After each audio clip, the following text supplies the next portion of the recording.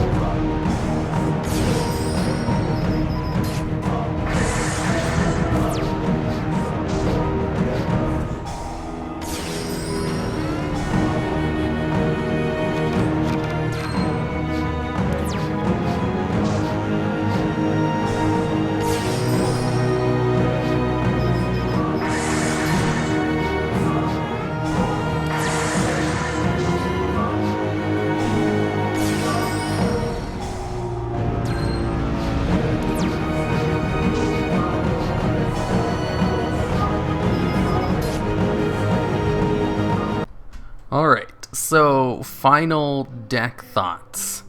The original version of this deck had a lot more ways of giving my opponents cards to destroy my Waking the Dragon.